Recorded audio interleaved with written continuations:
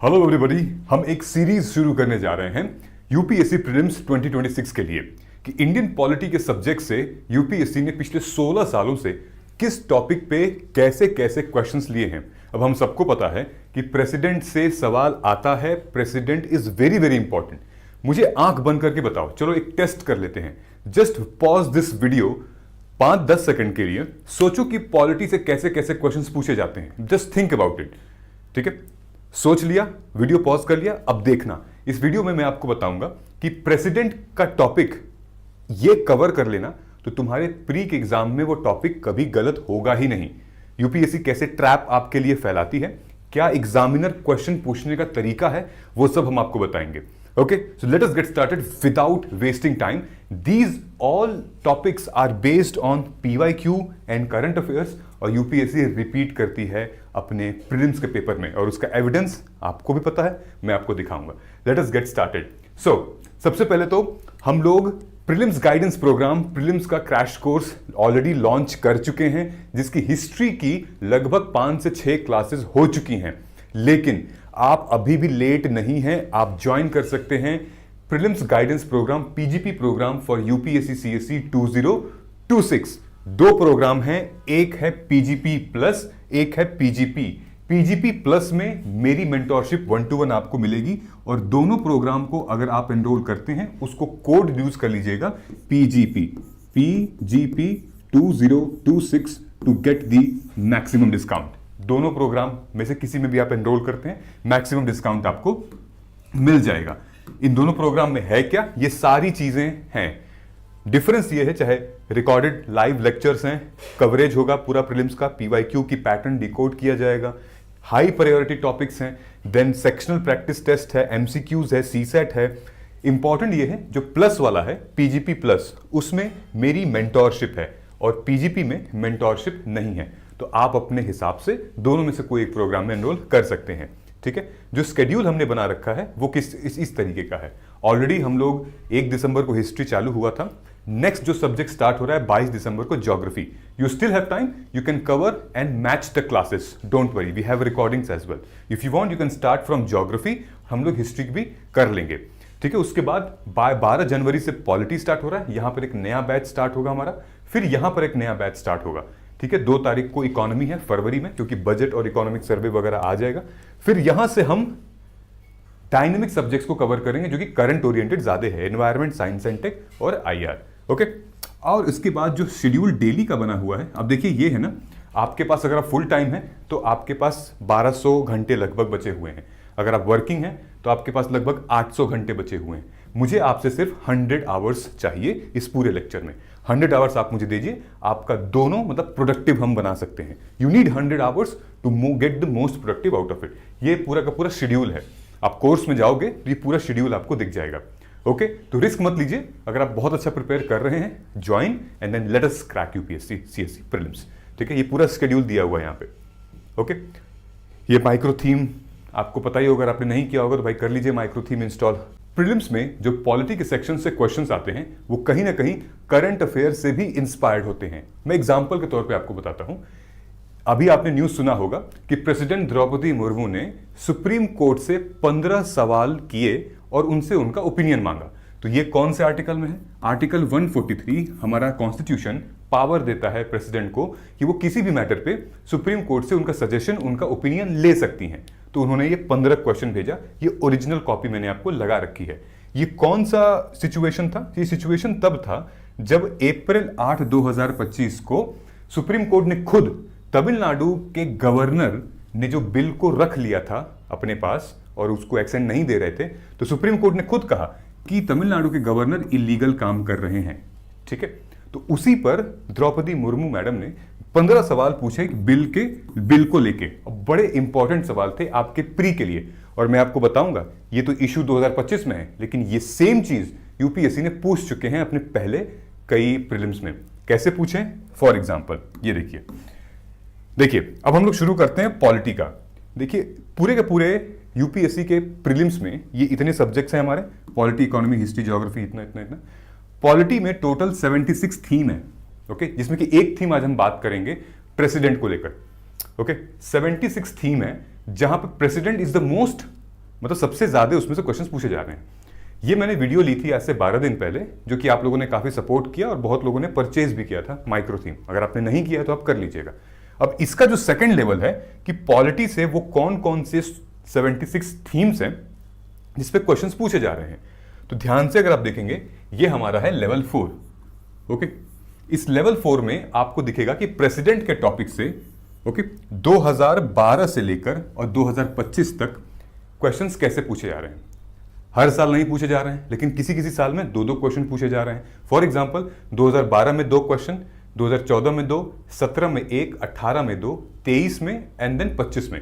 इसका मतलब ये नहीं है कि 26 में आएगा नहीं। फॉर एग्जांपल 17 में पूछा था तो 18 में भी पूछ लिया था, राइट? तो you can expect 1 question definitely in 2026। और पहले से प्रिपेयर कर लेते हैं यार, 2 मार्क्स मिल जाएंगे आपको, बहुत बढ़िया, ठीक है। और याद रखिएगा, प्रेसिडेंट को प्रिपेयर कर रहे हो तो साथ में गवर्नर को भी पढ़ना। तो प्रेसिडेंट और गवर्नर दोनों को साथ में पढ़ोगे तो बहुत अच्छी प्रिपरेशन होगी और टाइम भी सेव होगा। अगला सेशन में गवर्नर पे ही लूंगा, ठीक है, आपको बताऊंगा कि कैसे मैच कर सकते हैं एक दूसरे से। तो ध्यान से देखोगे तो ये सारे क्वेश्चंस पूछे गए हैं। ओके, अब मैंने आपसे कहा था कि आंख बंद करो, सोचो। तो तुम बताओ कि क्या तुमने ये सोचा था, ये सारा क्या तुमने ये सोचा था कि सेंटर स्टेट रिलेशन से रिलेटेड क्वेश्चंस बनेंगे प्रीलिम्स में, ठीक है। प्रेसिडेंट के इलेक्शन की मेथोडोलॉजी के बारे में पूछेगा, फिर प्रोविजन पूछेगा प्रेसिडेंट के इलेक्शन के बारे में। मैं आपको दिखाऊंगा कैसे कैसे क्वेश्चंस हैं। ये हमारा L4 था, ठीक है। चलिए अब हम लोग आते हैं यहाँ पे। मैंने यहाँ दिया भी हुआ है, हाई वेटेज है, मॉडरेट है, हाई वेटेज है। इसमें से कहीं पर भी लो वेटेज नहीं है, मतलब इंपॉर्टेंट है, ये सारा आपको कवर करना ही करना है, ठीक। ये इंडियन एक्सप्रेस में जो सुप्रीम कोर्ट ने 14 क्वेश्चन आंसर किए थे द्रौपदी मुर्मू मैडम के, उनका जवाब है। बहुत अच्छा है, लेकिन इस वीडियो में मैं नहीं बताऊंगा, ये ऑलरेडी मैंने कवर कर लिया है, ठीक है। ये वीडियो मैंने ली थी यूट्यूब पे, उसको जाके आप जरूर देख लीजिएगा, डोंट मिस इट, क्योंकि इसमें very very important in 14 question से एक सवाल जरूर बन सकता है यूपीएससी प्रीलिम्स 2026 के लिए। क्यों बनेगा मैं आपको दिखाता हूं। ये मैंने सेग्रीगेट किया था प्रेसिडेंट के क्वेश्चन और सुप्रीम कोर्ट का आंसर, प्रेसिडेंट के क्वेश्चन, सुप्रीम कोर्ट का आंसर, ये सेग्रीगेट किया था। ये पीडीएफ आपको मिल जाएगी, ठीक है। ये सारे आर्टिकल का जिक्र किया था, प्रेसिडेंट और बिल से रिलेटेड, गवर्नर और बिल से रिलेटेड, ये सारे आर्टिकल हैं 200 से लेकर 145 तक। 143 तो मैंने आपको बता ही दिया है, राइट। नाउ फॉर एग्जांपल इस क्वेश्चन को आप ध्यान से देखोगे, ये क्वेश्चन 2025 में आया था। ओके, 2025 में यूनियन लिस्ट क्या बोल रहा है, consider the following statement under constitution of India. क्या बोल रहा है, list 1 union list in the 7th schedule, ठीक। फिर ये बोल रहा है extent of executive power of state, condition of governors office. ये 3 स्टेटमेंट दिए हैं। अब आपसे ये पूछ रहा है कि फॉर अ कॉन्स्टिट्यूशनल अमेंडमेंट, अगर संविधान में संशोधन करना है तो कौन से इनमें से, तीनों में से हमें स्टेट की रेटिफिकेशन लगेगी, मतलब स्टेट के वोट्स को भी हमें इन्वॉल्व करना पड़ेगा। इन तीनों में से किस में से लगेगा, उसके बाद फिर हम बिल भेज सकते हैं प्रेसिडेंट के एसेंट के लिए। ओके, तो सबसे पहले आप ये करेंगे state list 1 union list in the 7th schedule, जो कि इसमें स्टेट की रेटिफिकेशन लगेगी क्योंकि शायद इसमें हेल्थ, एजुकेशन, ये सारी की सारी चीजें आती हैं। तो जब इतने बड़े लेवल पे कोई अमेंडमेंट होगी तो सेंटर की रिक्वायरमेंट, स्टेट की रेटिफिकेशन लगेगी। दूसरा, extent of the executive power of state. अब यहां तो स्टेट लिख ही दिया है, तो स्टेट के बारे में ही है, तो स्टेट की रेटिफिकेशन तो लगेगी, उनके वोट की जरूरत पड़ेगी। तीसरा क्या है, condition of the governors office, मतलब गवर्नर के ऑफिस से रिलेटेड कुछ अगर अमेंडमेंट करनी है तो क्या उसमें स्टेट का लगेगा रेटिफिकेशन? नहीं, यहां पर स्टेट का रेटिफिकेशन नहीं लगेगा। तो आपकी जो सही है ये और ये। ओके, उसके बाद फिर ये दोनों आप भेज सकते हो प्रेसिडेंट के एसेंट के लिए। ये बेसिक क्वेश्चन था, ठीक है। तो यूपीएससी आपसे ये जानना चाह रहा था स्टेट के रेटिफिकेशन, यानी कि कौन कौन से ऐसे संशोधन अगर पार्लियामेंट करेगी जहां पे स्टेट का भी वोट लगेगा। ओके, तो आप समझ में आ गया ना। अब देखिए, ये एक क्वेश्चन आया था 2025 में और ये क्वेश्चन आया था 2023 में। ध्यान से देखिएगा, 25 में जो क्वेश्चन आया था, पहला देखिए, पहला क्या लिखा है, टॉपिक क्या है, बिल पास, यानी कि बिल से रिलेटेड क्वेश्चन है सारे। Constitution of India explicitly mention that in certain sphere, governor of a state act his or her own discretion. फिर उसके बाद आता है President of India can of her own reserve a bill passed by the state legislature for his or her consideration without being forwarded by the governor of the state concerned. जब ये rule पढ़ेंगे ना कि बिना, अगर governor ने किसी भी बिल को, जैसे मान लीजिए तमिलनाडु में एजुकेशन के ऊपर बिल था, तो वो बिल को तमिलनाडु गवर्नर ने भेज दिया था प्रेसिडेंट मुर्मू को रिकमेंडेशन के लिए, ठीक है। तो ये प्रोसेस है। अब ऐसा नहीं कि तमिलनाडु गवर्नर सीधे डायरेक्टली प्रेसिडेंट को भेजेगा बाईपास करते हुए गवर्नर को, तो भाई गवर्नर को बैठाए क्यों है वहां पे, है ना। तो ऐसा नहीं होता है। यहां पे लिखा हुआ है ना कि without being forwarded by the governor of the state concern, ये स्टेटमेंट बिल्कुल गलत है। तो हमें नियम पढ़ना पड़ेगा, रूल पढ़ना पड़ेगा। तो यूपीएससी समझ रहे हो ना किस लेवल की आपसे क्वेश्चन पूछ रही है, बिल को लेके पूछ रही है। प्रेसिडेंट, गवर्नर, स्टेट जो बिल पास कर रहा है उसका एक जर्नी है, उस जर्नी को आपसे पूछ रही है, ठीक है। समझ में आया है? मैं आपको एक दिखाता हूं इसमें, the constitution explicitly mention the governor description. ये हमारा है L3 लेवल 3 माइक्रो थीम है ये, जहां पर डिटेल में दिया हुआ है। ये सवाल है, पहला आंसर बिल्कुल सही है कि आर्टिकल 163 क्लॉज 2 में लिखा गया है एक्सप्लिसिटली प्रोवाइडेड कि governor shall act discretion on his और हर मैटर्स, ठीक है। Example article 200 reserve of bill, ये तो अपना गवर्नर कर लेगा, ठीक है। दूसरा, president of India can without governor के रिकमेंडेशन से क्या प्रेसिडेंट स्टेट का बिल रिजर्व कर सकता है? नहीं, ठीक है। तो ये हमारा L3 है। L3 में आपको डिटेल में दिया है जो रॉन्ग स्टेटमेंट है उसका करेक्ट क्या होगा, और उसके बाद एक्सपेक्टेड क्वेश्चन दिया गया है कि यूपीएससी में asked to identify article involving discretionary power of governor, then concept में be reframed centre state relation in federal design, then question में integrate article 200 and article 201 procedural stage of reservation of bill, okay. तो जब आप ये देखोगे article 200, article 201, यहां पे इसमें है आर्टिकल 200, आर्टिकल 201। इस पूरे केस में जो न्यूज़पेपर में इन्होंने जो प्रेसिडेंट द्रौपदी मुर्मू ने पूछा था 14 सवाल, वो इस आर्टिकल में मेंशन है। बड़ा इंपॉर्टेंट आर्टिकल है। आर्टिकल 200 जो है संविधान, ये गवर्नर को पावर देता है to give assent to the bill passed by state legislature, ठीक है। आर्टिकल 200 जो है गवर्नर को ये पावर देता है कि बिल को एक्सेंट साइन कर दें जो कि स्टेट लेजिस्लेचर ने पास किया है, ठीक है। नाउ ये हो गया। और आर्टिकल 201 क्या कहता है? It deals with bill reserve by the governor for the president consideration, ठीक है। तो जो भी बिल, कोई इंपॉर्टेंट बिल हो गया, प्रेसिडेंट की सहमति चाहिए, कुछ इशू लग रहा है, तो आर्टिकल 201 है, गवर्नर भेजेगा प्रेसिडेंट को उनके रिकमेंडेशन के लिए, ठीक है। तो ये आर्टिकल 200 और आर्टिकल 201 की बात यहां पर हो रही है। समझ में आया? अब आते हैं इस क्वेश्चन पे। ये क्वेश्चन हमारा आया है 2023 में। क्या क्वेश्चन है? पहला दूसरा छोड़ देते हैं, आगे हम पढ़ेंगे। तीसरा स्टेटमेंट देखते हैं, ध्यान से सुनना। 2023 में क्वेश्चन आया था, when a bill is presented to the president of India, the constitution prescribed time limit within which he she has declare his her assent. यही सबसे बड़ा मुद्दा है। यही जो मुद्दा था अभी तमिलनाडु गवर्नर और प्रेसिडेंट ने जो सुप्रीम कोर्ट को लेटर लिखा है, सबसे बड़ा मुद्दा यही था कि क्या गवर्नर के पास टाइम लिमिट होनी चाहिए। जब स्टेट बिल गवर्नर के पास सेंड कर रहा है तो क्या गवर्नर के पास टाइम लिमिट होना चाहिए कि इस टाइम लिमिट के अंदर हमें बिल वापस करना है, साइन करके या रिजेक्ट करके या जो भी करके। तो ये आंसर होगा नहीं, गलत है ये स्टेटमेंट। ये कैसे पता चलता है? ये ऑलरेडी इसी यहां से पता चलता है। ऑलरेडी इस पूरे न्यूज में दिया हुआ है, ठीक है। तो यहां पे कहीं लिखा भी हुआ था, यहां देखिए ध्यान से लिखा है इस न्यूज़पेपर में, ये Can timeline be imposed on the president for the exercise of discretion under Article 201? No, there should not be timeline, है ना। The president cannot bound by the judicial prescribed timeline when deals with state bills reserved for the consideration. Similarly, governor के लिए भी है, कोई timeline नहीं है यहाँ पे, ठीक है। ये समझ में आ गया? ये गलत है। सोचिए 2023 में क्वेश्चन पूछ दिया गया था, ठीक है। ये है दूसरा क्वेश्चन 2022 में पूछते हैं ये लोग। ये हमारा L2 है, ठीक है, लेवल 2 है माइक्रो थीम का। दूसरा क्वेश्चन 2022 में ध्यान से देखिएगा, a bill amending to the constitution require a prior recommendation of the president of India, ठीक। When a constitution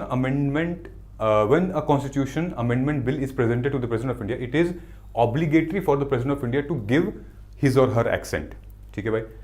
Constitution of amendment bill must be passed by both Lok Sabha and Rajya Sabha by special majority as there is no provision of joint sitting, ठीक है। सो इसका सही जवाब 2 and 3 है, यानी कि 2 and 3 they both are correct. Why 1 is not correct? 1 क्यों correct नहीं है? क्या बोल रहा है यहाँ पे? A bill amending constitution require prior recommendation of the president of India.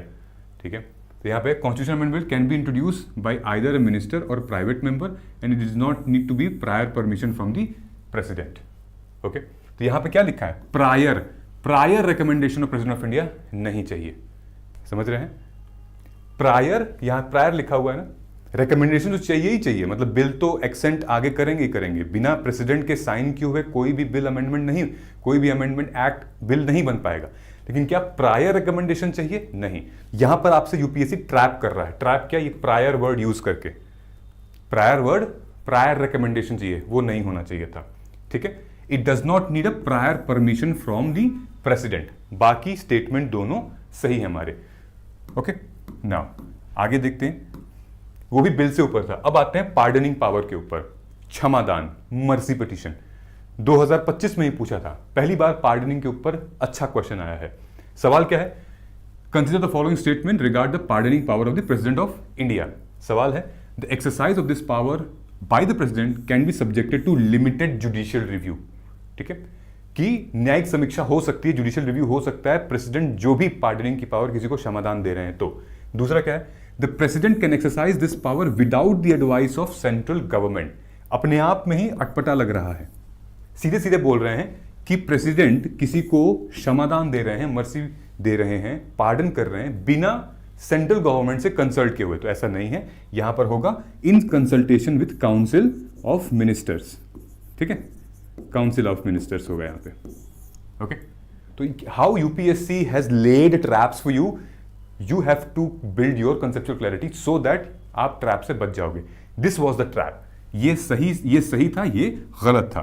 Okay, सो अगर आप देखोगे ये हमारा L2 नोट है। L2 में हमने ये क्वेश्चन था, micro theme judicial review of clemency थी। देन इट क्या टेस्ट करना चाहता है examiner? It taste the limits of presidential clemency and binding nature of ministerial advice. ठीक है, तो यहां पर जो सही आंसर है वो ओनली 1 है, ये नहीं होगा। ठीक है, विदाउट नहीं होगा, विद काउंसिल ऑफ मिनिस्टर के साथ होना चाहिए इसका। ठीक है, अब आइए एक और सवाल आता है, ये आता है 2023 में। ये क्वेश्चन अच्छा क्वेश्चन था, ध्यान से सुनते हैं। प्रेसिडेंट के पोजीशन से इसको कंफ्यूज कराया गया है।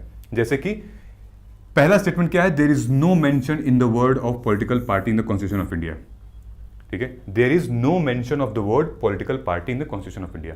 ठीक है, दूसरा क्वेश्चन क्या है कि अगर कोई क्वेश्चन अराइज होता है, house of the member of the people became subject to disqualification, मतलब 10th शेड्यूल के अंदर कोई भी मेंबर ऑफ पार्लियामेंट डिस्क्वालीफाई होता है तो क्या प्रेसिडेंट का डिसीजन ही या प्रेसिडेंट का ओपिनियन जरूरी है कि काउंसिल ऑफ मिनिस्टर्स लें? मतलब यहां पर बता रहा है कि प्रेसिडेंट का decision in accordance with the opinion of the council of ministers shall be final. तो यहां पर एक्चुअली प्रेसिडेंट तो नहीं होगा, यहां पर होगा स्पीकर। ओके, स्पीकर का जो डिसीजन है along with the council of minister shall be final, यहां पे ऑलरेडी दिया हुआ है। और ये एग्जैक्टली जो लैंग्वेज है ना यूपीएससी की इस क्वेश्चन की, एग्जैक्टली कहां से लिया गया है? डेफिनेशन जो है आर्टिकल 102 क्लॉज 2 की जो रियल डेफिनेशन है उससे लिया गया है। ध्यान से वीडियो पॉज करके देखोगे तो यहां वही लिखा हुआ है, if any question arises as to whether the member of a house has become subject to disqualification under this schedule, the question referred to the decision of the chairman. Who is the chairman of the house? Speaker or Rajya Sabha vice president, right? Case speaker of such house, his decision shall be final. ठीक है, तो समझ में आया? Exactly copy किया गया यहां से कीवर्ड, मतलब words. ठीक है, तो ये जो हमने ये L3 नोट है हमारी, L3 में रॉन्ग स्टेटमेंट की हमने एक्सप्लेनेशन भी दी हुई है, तो आप ध्यान से देखेंगे तो यहां पे यही बता रहा है, नो स्टेटमेंट इज करेक्ट। ठीक, यहां पे क्या है? No mention of political party, the correct part, the term political party appears multiple time in the 10th schedule, specially in defining defection and merger provision. Okay, फिर दिया हुआ है president final correct, नहीं, स्पीकर ऑफ लोकसभा और chairman decide the disqualification on the ground of defection. ठीक है, possible angle for the next prelims भी हमने यहां मेंशन किया हुआ है, आपके L3 नोट में आपको मिल जाएगा। ओके, नाउ अब क्वेश्चन चेंज होता है, अब प्रेसिडेंट के ऊपर जो क्वेश्चन आता है वो आएगा इलेक्शन। हमने देखा बिल, हमने देखा 2-3 कंटेंट देखा, इलेक्शन देखा, राइट। अब इलेक्शन के ऊपर आता है। इससे पहले क्या किया था? पार्डनिंग पावर, ठीक है, एंड देन बिल का पास होना। अब आते हैं हम लोग इलेक्शन के ऊपर, प्रेसिडेंट के इलेक्शन के ऊपर। और जो क्वेश्चंस आते हैं वो इतने नॉर्मल क्वेश्चन नहीं है, ध्यान से देखेंगे आप। 1 2 3 4 पैराग्राफ लग रहे हैं इसमें, ठीक है। ये 2023 में आया था और ये 2018 में आया था। 18 वाला क्या है वो देख लेते हैं। With reference to election of the president consider the following statement, ठीक। The value of the vote of each MLA varies from state to state, ठीक है। दूसरा, the value of the vote of MP of the Lok Sabha is more than the value of the vote of MPs of the Rajya Sabha. कौन सा सही है बताइए? MP की vote जो राज्यसभा में लोकसभा में है, दोनों की वैल्यू अलग अलग है। आइए देखते हैं, ठीक है। ये सही है, ये गलत है। तो सही जवाब इसका क्या है? नॉमिनेटेड मेंबर्स, हाँ, ठीक है, ओनली वन। पहला स्टेटमेंट सही है, दूसरा स्टेटमेंट नहीं सही है, ठीक है। The value of MLA vote across state based on the ratio. So basically MLA की जो वोट शेयरिंग है वो अक्रॉस स्टेट अलग अलग है, क्योंकि एमएलए की जो वोट शेयरिंग वो पॉपुलेशन बेस पे होता है, ठीक है, which shows the federal nature of our government. लेकिन जो एमपी हैं, चाहे वो लोकसभा के हैं, राज्यसभा के हैं, दोनों का वोट काउंट सेम होगा। ऐसा नहीं कि लोकसभा के राज्यसभा के हैं तो राज्यसभा के ज्यादा वोट काउंट किया जाएगा, नहीं, उनका एक वोट के ही बराबर है, ठीक है। तो उनकी जो वोट शेयरिंग है वो सेम है। यहां पर हमने दिया भी हुआ है कि each MPs vote value is 708 based on the total value of all MLA vote divided by the total MPs. Okay, so MPs of both house have equal vote value. यहां पर क्या बोला है? MP vote Lok Sabha is more then, again trap है ये आपके लिए, ठीक है, तो ध्यान देंगे हम, ये सही है। तो आपको ये देखना पड़ेगा प्रेसिडेंट के इलेक्शन में एमपी का। अच्छा, एक बार क्वेश्चन नहीं आया है, 2 बार क्वेश्चन आ चुका है। जैसे ये वाला क्वेश्चन देखिए, ये ध्यान, ये और टिपिकल क्वेश्चन था। क्या था मैं पढ़ के बता देता हूं, ठीक है। सबसे पहले पूछ रहा है कि members nominated to either house of the parliament or legislative assembly of state are also eligible to be included in the electoral college. मतलब कि जो नॉमिनेटेड मेंबर्स हैं, ठीक है, मेंबर जो नॉमिनेटेड हो चुके हैं पार्लियामेंट में, वो भी इलेक्टोरल कॉलेज में इंक्लूड होंगे, या लेजिस्लेटिव वाले जो नॉमिनेट हो चुके हैं वो भी इलेक्टोरल कॉलेज में इंक्लूड होंगे। फिर दूसरा बोला है higher number of legislative assembly seat, higher is the value of vote MLA to that state. Value vote of each MLA of Madhya Pradesh is greater than that of Kerala. Same पूछा है कि value vote of MLA of Puducherry higher than that of Arunachal Pradesh. ये सब क्या पूछा है? ऐसा मतलब हमने सुना ही नहीं है कभी इलेक्शन में। तो हम आइए देखते हैं क्या फंडा है पूरा के पूरा। ध्यान से देखिएगा, जिस स्टेट में एमपीज ज्यादा होंगे, तो ऑफ कोर्स पॉपुलेशन ज्यादा है तो एमपीज ज्यादा होंगे, तो वैल्यू उनकी थोड़ी कम होगी, राइट। जिस स्टेट में एमपी कम है तो ऑफ कोर्स उनकी वैल्यू ज्यादा होगी, क्योंकि पॉपुलेशन पे भाई 20 लाख लोगों पे मान लीजिए कि अगर 200 एमएलए हैं, वहीं कहीं पे 10 लाख लोगों पे मान लीजिए कि एमएलए की काउंट लेट्स से 50 हो गई। समझ रहे हो? मतलब जितनी ज्यादा एमएलए कम होंगे उस स्टेट में, उनकी वोट वैल्यू ज्यादा होगी, क्योंकि पॉपुलेशन वहां पे ज्यादा सर्व कर रहे हैं वो। तो वैल्यू वोट ऑफ एमएलए कैसे काउंट होता है? स्टेट की पॉपुलेशन, वो भी 1971 के सेंसस के हिसाब से, divided by total elected MLA into 1000, तो ये वैल्यू वोट निकल कर आती है। फिर आता है वैल्यू वोट ऑफ एमपी, मतलब कि total value of MLA vote in India then total elected MP, ये डिवाइड होता है, तो आ जाती है हमारी एक वैल्यू वोट एमपी की, ठीक है। इस पूरे स्टेटमेंट में कोई भी स्टेटमेंट सही नहीं था। क्यों स्टेटमेंट सही नहीं था? पहला, nominated member not part of electoral college. ध्यान दीजिएगा, इलेक्टोरल कॉलेज में नॉमिनेटेड मेंबर वोट नहीं देता है प्रेसिडेंट को। Vote value not proportionate to assembly seat, दूसरा वाला, higher number of assembly seat higher number of value, ठीक है, ऐसा नहीं है, ठीक है। फिर उसके बाद है MLA of Madhya Pradesh greater than that of Kerala. तो Kerala's MLA vote is greater than MPs vote, क्योंकि केरला की population in comparison to MP कम है, और केरला में एमएलए की वोट शेयरिंग ज्यादा है क्योंकि एमएलए कम है इन कंपैरिजन टू एमपी।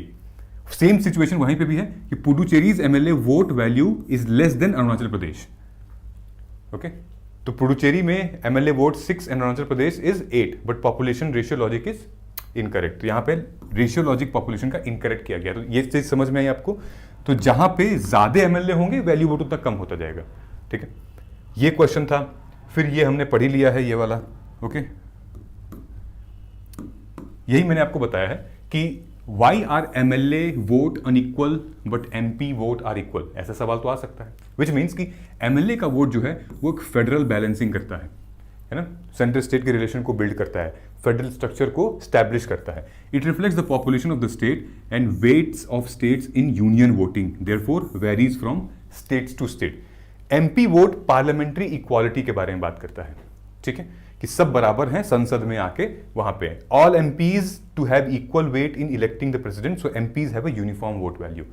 ठीक है, तो जब भी अब अगर आप क्वेश्चन आएगा तो अब आप कंफ्यूज नहीं होंगे। अब ये क्वेश्चन हम लोग देखते हैं कि सेम क्वेश्चन हम लोग वहां देखे थे, इस स्टेटमेंट को पढ़ते हैं 2023 वाले। ठीक है, इलेक्शन से रिलेटेड है। If the election of the president of India is declare void by the supreme court of India, all acts done by him or her performance duty shall become invalid.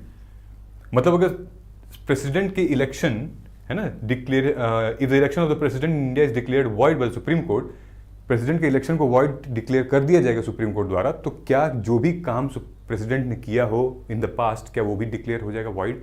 ऐसा नहीं है, वो invalid नहीं होगा, retrospective नहीं होता है। दूसरा क्या statement, election for the post of the president of India can be postponed on the ground that some legislative assemblies have been dissolve and election are yet to take place. ठीक है, तो election for the post of president of India can not be postponed on the ground that some legislative assembly is been dissolve. ठीक है, sorry can be postpone लिखा हुआ है, यहां पर कैन नॉट होना चाहिए था। ठीक है, कि कोई अलग अलग राज्य में कोई स्टेट असेंबली डिसॉल्व हो गई है तो क्या प्रेसिडेंट के इलेक्शन क्या पोस्टपोन हो जाएगा? It can not be postpone on the ground कि कोई भी अलग अलग राज्यों का स्टेट जो है वो डिसॉल्व हो चुकी है और election are yet to take place, उससे कोई मतलब नहीं है। ठीक है, इलेक्शन होगा प्रेसिडेंट का तो होकर रहेगा। अब चौथा पॉइंट है जो इमरजेंसी के ऊपर क्वेश्चन पूछते हैं प्रेसिडेंट में। ठीक है, if the president of India exercise his power as provided under article 356 of the constitution in respect to particular state, then. ठीक है, प्रेसिडेंट ऑफ इंडिया अगर एक्सरसाइज करेंगे अपनी पावर अंडर आर्टिकल 56 तो क्या होगा? The power of the legislature of the state shall be exercise by the under the authority of the parliament. Manipur में यही हुआ है, इसका एग्जाम्पल आप लिख सकते हो, मणिपुर में यही हुआ है। ओके, मतलब कि आपसे एग्जामिनर जानना चाहता है कि जिस स्टेट में इमरजेंसी लग चुकी है तो उस स्टेट की असेंबली का क्या होगा, वहां की जो कानून बनते थे उनका क्या होगा, नियम कानून कैसे चलेंगे? तो ऐसे चलेंगे, authority of the parliament, parliament will now hold things. जैसे कि अभी मणिपुर में जीएसटी को इंट्रोड्यूस किया गया है, नए स्लैब को, जीएसटी बिल 2017 को अमेंड कराया गया है। कौन से पावर से? इसी पावर से। ठीक है, आर्टिकल 365, 356 और 357। ठीक है, दूसरा क्वेश्चन क्या था, which of the following are not necessarily consequence of the proclamation of the president rule in the state. इनमें से कौन सा नहीं होगा कॉन्सिक्वेंसेस? ठीक है, देखिए ये दोनों क्वेश्चन 2018 में आया था और एक 2017 में आया था, लगातार आए थे। ठीक है, तो ये वाला क्वेश्चन हम लोग पढ़ रहे हैं कि इनमें से कौन सा कॉन्सिक्वेंसेस नहीं होगा। तो आप कहेंगे A, which means dissolution of state assembly, removal of the council of minister. ठीक है, मतलब कि अगर राष्ट्रपति शासन लगेगा तो इसका मतलब ये नहीं है कि स्टेट असेंबली भी वहां पर डिसॉल्व हो जाएगी और दूसरा काउंसिल ऑफ मिनिस्टर जो है हट जाएंगे, ऐसा कुछ नहीं होता है। क्या होता है? डिसोल्यूशन ऑफ लोकल बॉडीज होता है, लोकल बॉडी डिसॉल्व हो जाती है, सब कुछ सेंटर के हाथ में चला जाता है। ठीक है, ये सही है आपका। तो यहाँ पे ये हमारा L2 नोट है, ये सारी L1 नोट है हमारा, इसमें हमने दिया हुआ during president rule the resolution of the state assembly, removal of the council of minister may occur, it's not necessarily, लेकिन actions are not mandatory and depend upon the specific circumstances. ठीक है, सो मतलब एग्जामिनर आपसे क्या पूछना चाह रहा है ये तो आपको समझ में आ गया ना, कि भाई उस स्टेट का क्या होगा। एक बार आपसे 2018 में पूछ रहा है यहाँ पे कि इमरजेंसी लगती है तो फिर उनकी पावर कहाँ जाएगी, कौन रिस्पॉन्सिबल होगा। एक तरफ ये पूछ रहा है आपसे कि अगर इमरजेंसी लगती है स्टेट में तो उनके असेंबली का क्या होगा, उनके काउंसिल ऑफ मिनिस्टर का क्या होगा, लोकल बॉडीज क्या होगा। समझ में आ रहा है? ये आपसे पूछना चाहता है। तो ये अगर आपकी तैयारी ऐसी है जैसी हमने अभी बताई है यहाँ पे, देन तो भाई मस्त, कोई दिक्कत नहीं है। ठीक है, ये देखिए ये ऑलरेडी ये L3 नोट है। ठीक है, कि removal of council of minister is automatic and the correct fact while typically dissolve it is not legal necessity. ठीक है, एक क्वेश्चन था इसका रिलेटेड टू पार्लियामेंट, वो ये था कि the president shall make rules for the more convenient transaction of the business of the government of India and for the allocation among ministers of the said business. ये हमारे parliament से related था। All executive action of the government of India shall be express to be taken in the name of prime minister. Now what is the real answer here? The real answer is the first part. Okay, क्या है इसका कि president shall make rule for more convenient transaction of the business of the government, allocation of ministers during the business of the transaction of Rajya Sabha. ये चीज नहीं होगी। Okay, second statement जो है वो इनकरेक्ट है, which talks about that all executive action of the government of India shall be expressed to be taken by the name of prime minister। ठीक है, यहां पे प्रेसिडेंट होगा। ठीक है, आई होप चीजें आपको समझ में आ रही हैं। Clarify constitutional expression and executive power in the name of president. ठीक है, role of prime minister versus president in executive action, ये हमारे एक्सपेक्टेड क्वेश्चन है। Which article mandates executive action in president's name, judicial interpretation of president's nominal role, ये। ठीक है, so this is how UPSC is asking you questions from the president से वहां पे। ठीक है, पार्लियामेंट की फंक्शनिंग में प्रेसिडेंट का क्या रोल, बिल के एक्सेंट में प्रेसिडेंट का क्या रोल, इमरजेंसी में प्रेसिडेंट और स्टेट का क्या रोल, ये आपसे पूछा जा रहा है। तो ये सब आपको अपनी किताब से उठाकर पढ़ना पड़ेगा, और फिर हमने इसको क्या किया है, एक साथ निकाल के रख दिया है। तब से लेकर तब तक कौन कौन से टॉपिक आ रहे हैं, कैसे क्वेश्चंस बन रहे हैं, आपको इनको पढ़ना पड़ेगा। प्रेसिडेंट के इलेक्शन से लेके टर्म और उनकी वैकेंसी तक, bill, then article 356 emergency, reports, immunity और उनकी अथॉरिटी से रिलेटेड क्वेश्चंस। ओके, ये सब आपको पीडीएफ मिल जाएगा, आप पढ़ सकते हैं इसका। ये एक्सपेक्टेड क्वेश्चंस हैं जो कि आप नोट करिए, अगर आपको लगता है कि आप सॉल्व कर सकते हैं इसको सॉल्व करिए, यहाँ पे ऑलरेडी दिया हुआ है। These are the expected question with reference to constitution provision relating to the governor, consider the following pair. ठीक है, प्रोविजन और ये उनके डिस्क्रिप्शन हैं। ठीक, विथ रेफरेंस टू आर्टिकल 200 ये हमने क्वेश्चन, तो इसको कमेंट करके बताइए इसका सही जवाब क्या है। बाकी टेलीग्राम पे आपको मिल ही जाएगी ये सारी चीजें। ठीक है, आई होप कि आपको सेशन समझ में आया होगा। बढ़िया, तो आप लिख सकते हैं जय हिंद हम जीतेंगे कमेंट सेक्शन में, ताकि मुझे पता चल जाए कि डिटेल में आपको ये वीडियो देख ली है, क्लैरिटी मिल गई है कि प्रेसिडेंट के टॉपिक को अब हमें अपने सोर्सेज से कैसे पढ़ना है। ठीक है, समझ में आया? मिलते हैं अगले वीडियो में। अगली वीडियो हम लोग शायद गवर्नर के ऊपर ले आएंगे। बाकी आपको जो भी डाउट है, जिस टॉपिक के ऊपर आपको चाहिए, आप कमेंट कर दीजिएगा। थैंक यू सो मच, जय हिंद।